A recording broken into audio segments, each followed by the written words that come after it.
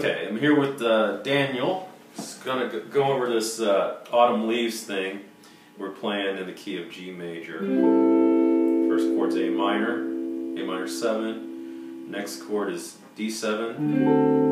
Next chord is G major 7.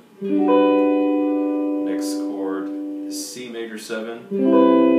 Next chord is F sharp minor 7 flat 5. Next chord is B7 or B7 flat 9. I'll just play a B7 for now. Next chord is going to be E minor 7. I'll play an E minor 7, but you usually see it as E minor just because you don't necessarily want the flat 7th tone on that, but that's for later. Okay, and now we're just going through some melodic variations that we can do just to get through this tune and outline the changes, some basics here.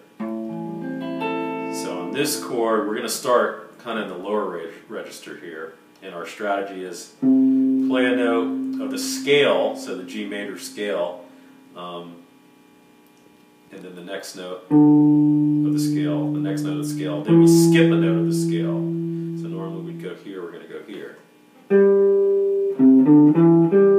we're going to do the same thing, our next target note is going to be here. And we're going to use the same principle. I won't go into depth on it right now, but and then the next, and then we've decided that we're gonna descend here. We could ascend, but we're gonna descend. When you descend on these, you just descend right straight down the scale, and then that'll run you into your next target note.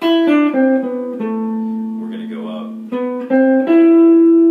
Then we've got this next tone, a half step down. That's where our tonality changes. We're now into the minor, relative minor key of this scale. So one more time.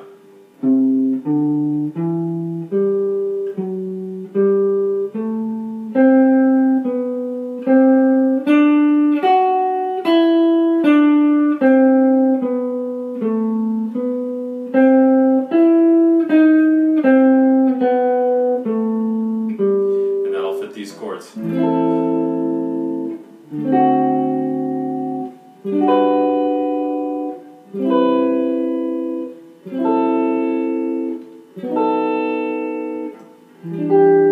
Okay, the next thing we did was we decided that we're going to kind of zigzag. We're going to play the first line ascending, and then instead of ascending on the next target note, we're going to descend, which is straight down the scale tones. And then we're going to ascend again.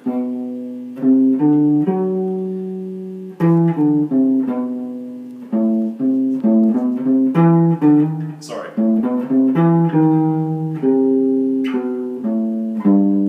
Okay, I went out of position there, but it's because of my ear. Okay, and then the next technique we did was we did this thing where we start off with our target note and we go one note less than an octave up, okay? And then we descend. Okay? And then we can do the same thing again. And then we do the same thing again. Sorry. And then we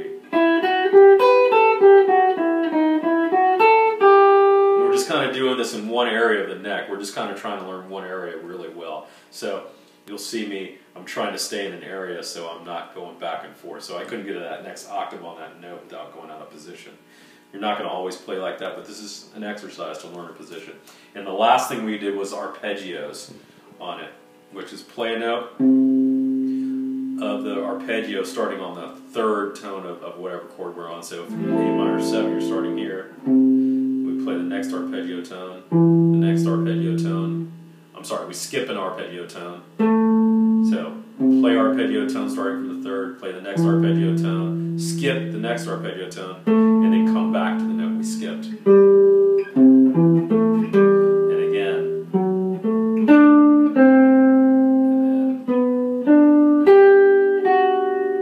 Okay, and we're running out of space again. Actually, we'll do this.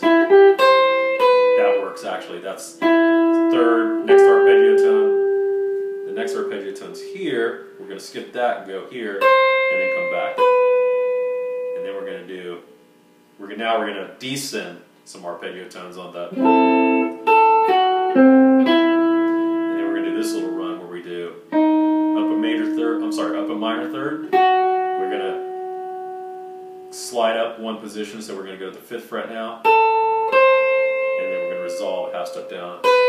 So one more time on that one.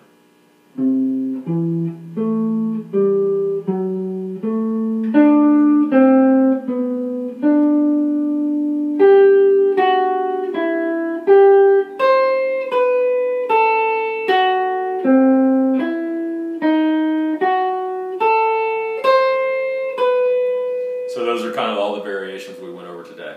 And just remember, your direction, you can switch directions and everything. We're just trying to, get this stuff on our fingers so we can visualize it on the board right now. All right.